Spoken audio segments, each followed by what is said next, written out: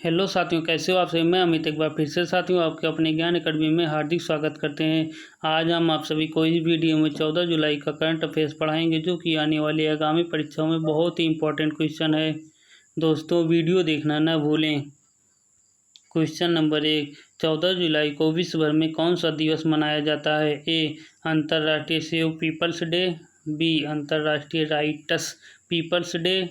D, अंतर्राष्ट्रीय non binary peoples day. D, इनमें से कोई नहीं। तो बताइए इनमें से कौन सा ऑप्शन सही है। चलिए बताते हैं। इनमें से सी ऑप्शन सही है। 14 जुलाई को विश्व भर में अंतर्राष्ट्रीय नॉन बाइनरी पीपल्स डे मनाया जाता है। इस दिवस का उद्देश्य दुनिया भर के गैर बाइनरी लोगों द्वारा सामना किए जाने वाले मुद्दों के बारे में जागरूकता बढ़ाना और उनका आयोजन करना है। क्वेश्चन नंबर 2, हाल ही में भारत के किस राज्य में देश की पहली राज्य स्तरीय ई लोक अदालत की शुरुआत की गई है। ए, बिहार। बी, पंजाब। सी, छत्तीसगढ़। डी, अरुणाचल प्रदेश। तो बताइए इनमें कौन सा ऑप्शन सही है। चलिए हम बताते हैं। इनमें से सी ऑप्शन सही है, छत्तीसगढ़। हाल ही भारत के छत्तीसगढ़ राज्य में देश की पहली राज्य स्तरीय ई लोक अदालत की शुरुआत की गई है। यह ई लोक अदालत उच्च न्यायालय के साथ सभी जिला न्यायालयों और तहसीलों न्यायालयों में भी आयोजित की जा रही है। क्वेश्चन नंबर 3, निम्न में से कौन सा देश कोरोना वैक्सीन के ह्यूमन ट्रायल को पूरा करने वाला दुनिया का पहला देश बन गया है। A, America. B, Britain. C, Japan. D, रूस। तो बताइए इनमें कौन सा ऑप्शन सही है। चलिए हम बताते हैं। इनमें से डी ऑप्शन सही है, रूस। रूस देश के रेचनेव विश्वविद्यालय का दावा है कि उसने कोरोना वायरस के लिए वैक्सीन के ह्यूमन ट्रायल को पूरा करने वाला दुनिया का पहला देश बन गया है। रूस ने कहा है कि उसने वैक्सीन के सभी परीक्षणों को सफलतापूर्वक संपन्न कर लिया है। क्वेश्चन नंबर 4, दिल्ली की एक अदालत ने थाईलैंड और किस देश के 75 नागरिकों को तबलीगी जमात के एक कार्यक्रम में हिस्सा लेने के लिए जमानत दे दी है। A, Bangladesh. B, Australia. C, Japan. D, Nepal. तो बताइए इनमें कौन सा ऑप्शन सही है। चलिए हम बताते हैं। इनमें से डी ऑप्शन सही है, नेपाल। दिल्ली की एक अदालत ने थाईलैंड और नेपाल के 75 नागरिकों को तबलीगी जमानत दे दी है। इन 75 नागरिकों पर दिशा निर्देशों की अवहेलना करके तबलीगी जमात के एक कार्यक्रम में हिस्सा लेने का आरोप है।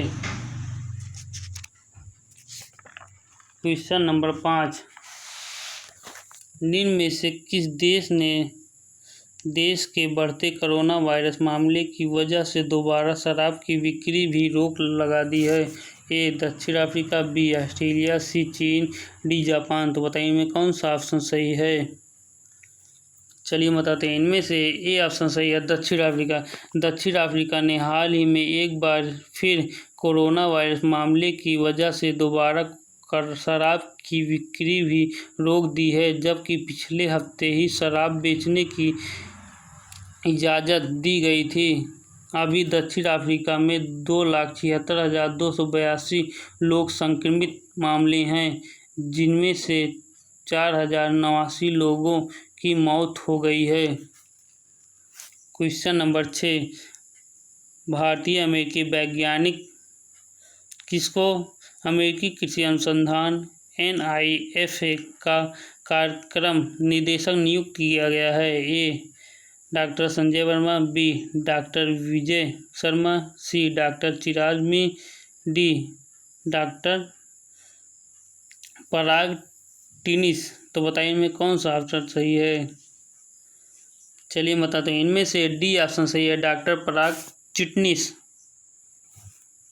भारतीय अमेरिकी वैज्ञानिक डॉक्टर पराग चिटनिस अमेरिका कृषि अनुसंधान NIFA का कार्यक्रम निदेशक नियुक्त किया गया है। इस समय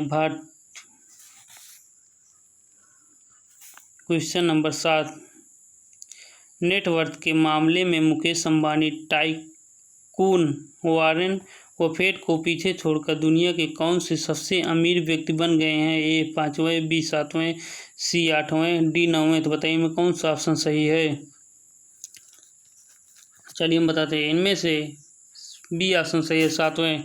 नेटवर्थ के मामले में Mukesh Ambani tycoon Warren Buffett को पीछे छोड़कर दुनिया के 7वें अमीर व्यक्ति बन गए हैं। इस समय भारतीय अरबपति की कुल संपत्ति 69.9 बिलियन है, जबकि वॉरेन बफेट की कुल संपत्ति 69.1 बिलियन है।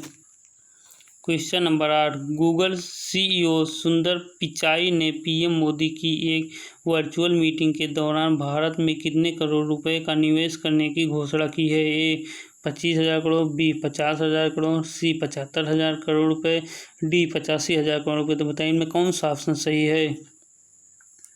चलिए हम बताते हैं। इनमें से सी ऑप्शन सही है, 75,000। गूगल सीईओ सुंदर पिचाई ने पीएम मोदी की एक वर्चुअल मीटिंग के दौरान भारत में 75,000 करोड़ रुपए का निवेश करने की घोषणा की है। साथ ही वर्चुअल मीटिंग के दौरान भारत के किसानों, युवाओं और उद्योगियों के जीवन को बदलने के लिए टेक्नोलॉजी के इस्तेमाल और कई मुद्दों पर चर्चा हुई।